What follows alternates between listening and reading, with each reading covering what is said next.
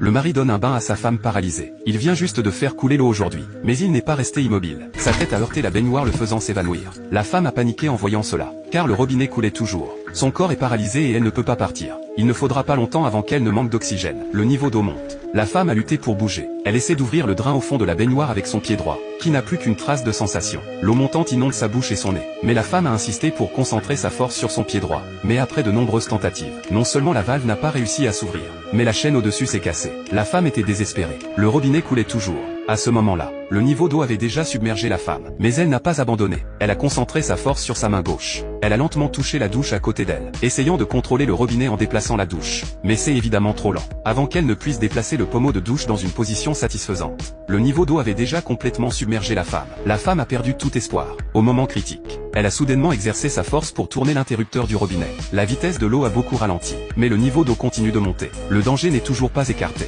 Les poumons de la femme manquent d'oxygène. Elle relâche son corps et laisse son pied droit flotter. Puis elle pousse soudainement la valve de vidange. Le niveau d'eau commence à baisser. Après avoir évacué une partie de l'eau, la tête de la femme émerge de l'eau. Elle a survécu grâce à son désespoir. Elle a été surprise de constater qu'elle pouvait sentir tout son corps. Elle ne s'attendait pas à ce que son corps, qui était paralysé depuis 10 ans, soit béni. S'accrochant au bord de la baignoire, elle s'est lentement levée pour vérifier l'état de son mari. Mais étrangement, son mari qui venait de tomber par terre, a soudainement disparu. La femme est soudainement tombée dans le désespoir. Son mari n'était pas dans le coma, mais il n'a pas sauvé sa femme. La femme a pensé à quelque chose de très mauvais. Elle a saisi le bord de la baignoire et est sortie, et s'est rapidement dirigée vers le téléphone dans la chambre. La femme a essayé de composer le numéro de la police, mais dès qu'elle a décroché le téléphone, elle a vu une étrange ombre noire dans l'embrasure de la porte. La femme s'est souvenue que sa meilleure amie avait dit que son mari avait une nouvelle petite amie. Elle ne l'avait pas cru au début, mais maintenant c'est vraiment effrayant. Pour ne pas laisser le tour de son mari réussir, Lina s'est dépêchée de prendre un morceau de verre d'un miroir brisé. Elle a réfléchi à la scène à l'extérieur pour voir ce que son mari faisait. Mais ensuite elle a réalisé. Les rideaux se balançaient dans la brise. Mais Lina a bougé lentement et prudemment à l'extérieur.